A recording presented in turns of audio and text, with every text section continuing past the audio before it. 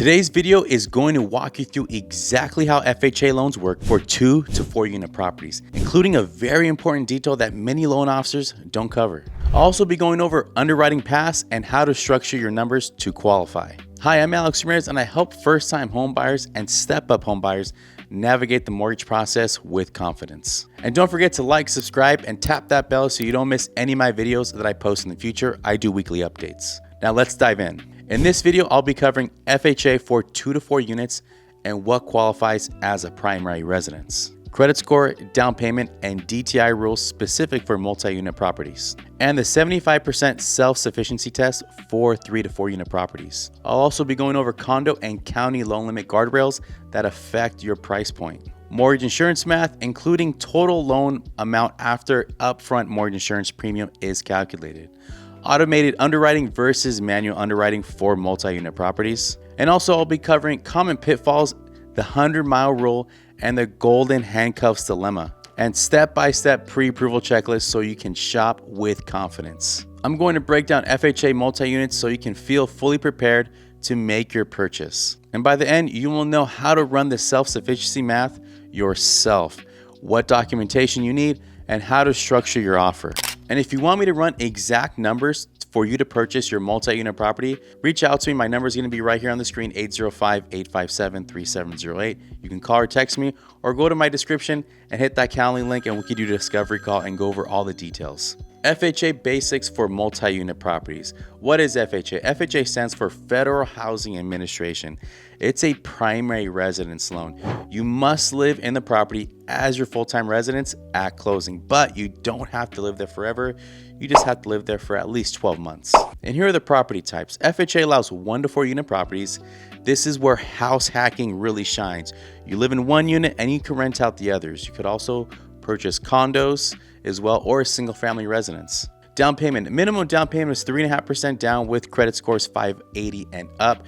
If your score is 500 to 579, plan to do at least 10% down payment. So let's go over credit score lanes. 580 plus with 3.5% down.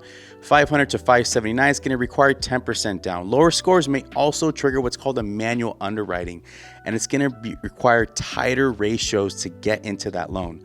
So closing costs, plan on roughly about 2% of the purchase price. That's an estimate, but it's going to be pretty close. That's title fees, escrow fees, lender fees, and also prepaid items. And the separate buckets, down payment and closing costs are going to be completely separate. Although you paid out at the same time, they're separate costs. You can negotiate a seller credit to help closing costs, and you could also receive a gift fund from a family member for the down payment and closing costs as well to help you get into the property. So here's a quick example. Purchase price $900,000 on a 4 unit in a high cost area, let's say Los Angeles County. 3.5% down equals $31,500 for the down payment. Estimate of closing costs is going to be about 2%, so it's $18,000.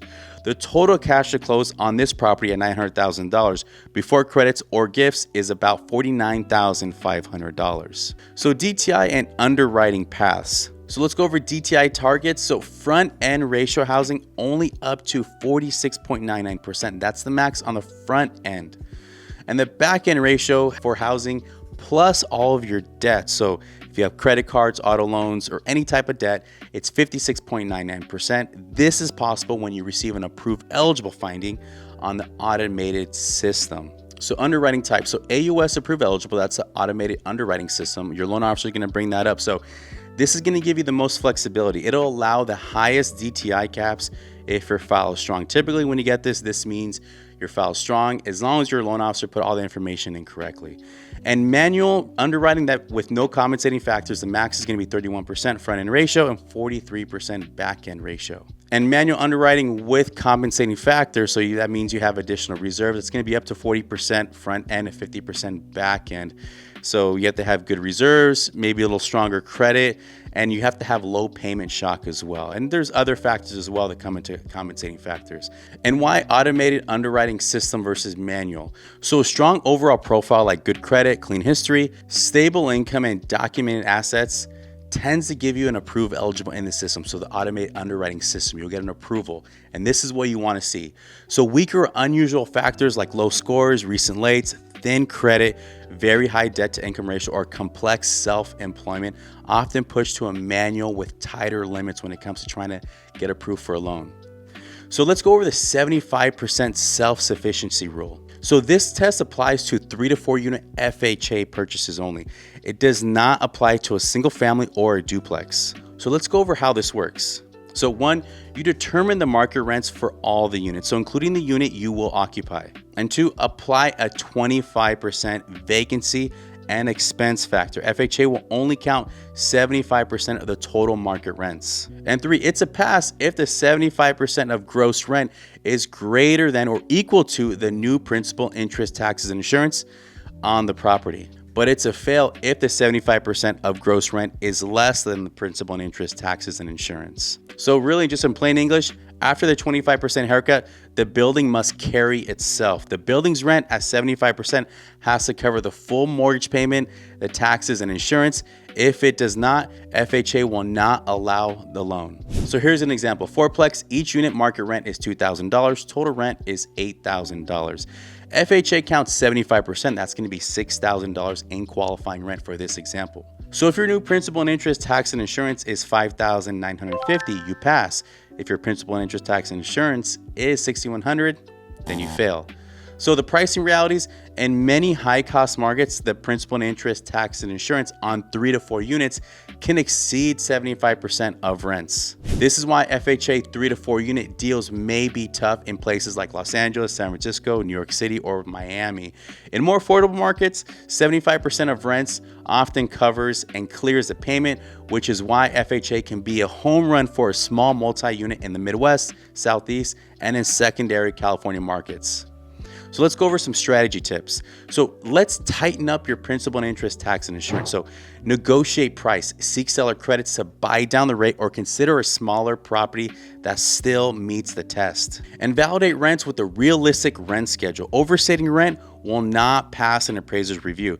Remember, the appraiser is gonna get this information. They're not gonna use what you provide. The appraiser is gonna do research and get this information when it comes to the rents.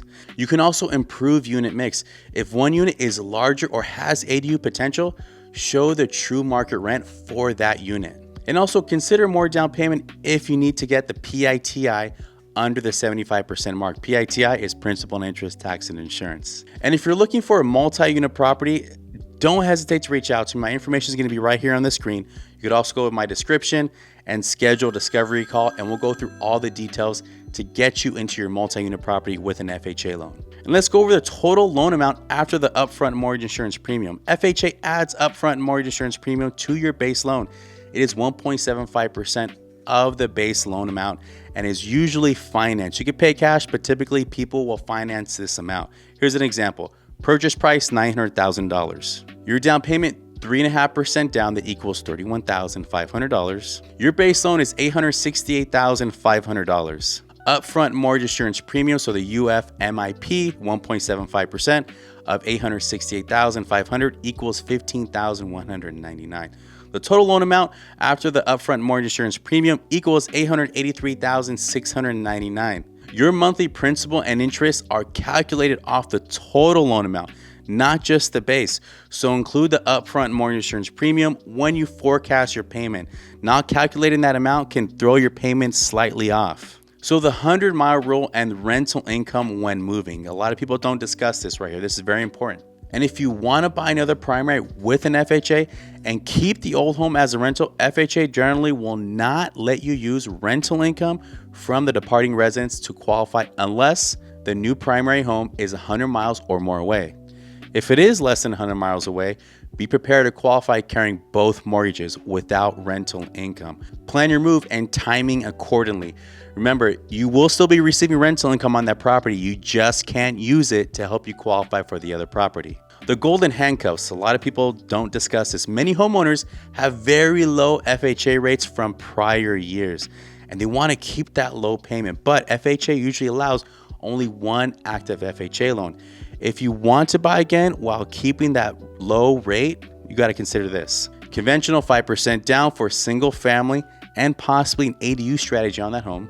Build equity, so improve the house over time, then revisit refinancing when rates improve. And also run a global cash flow analysis. Sometimes giving up a little cash flow on one property can unlock a better net position across your portfolio. And remember, you could have multiple FHA loans, but you have to consider this strategy. So documentation and pre-approval. Pre-approval beats a pre-qualification. Your credit will be pulled and your file will be fully reviewed by a loan officer. Pre-approval and credit report are typically good for 90 days. And you can often extend 30 days if an underwriter signs off before that 90-day mark. And you're going to want to bring this: your last 2 years W-2s or your tax returns, and your last 30 days of pay stubs, so the last 2 pay stubs or the last 4, and 2 months bank statements, so your checking, savings, retirement accounts, 401ks. You want to provide all that information, and ID, and also you want to make sure you complete a full application. And for self-employed buyers, you're probably going to have to provide 2 years tax returns and also a year-to-date P&L. And here's a pro tip: a mortgage broker can shop your FHA loan to multiple approved lenders. Each lender is going to have different overlays and a different appetite when it comes to qualifying you for multi-unit property. So this is going to give you options and a better chance to get an approved eligible on the file and reach that 75% test that's going to be most favorable to you to help you get into the property. And common deal killers and also fixes when it comes to buying multi-unit properties.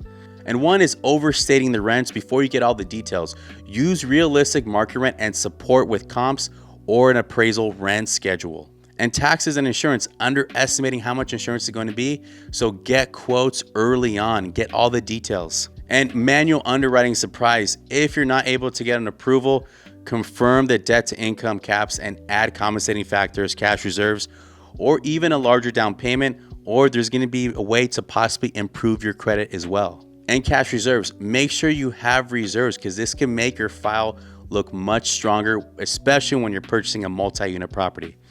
And also ask your loan officer up front. And condition issues: FHA requires safe, sound, and secure properties. Budget for any required repairs. So FHA for 2 to 4 units can be a powerful path to house hack and build serious wealth through real estate.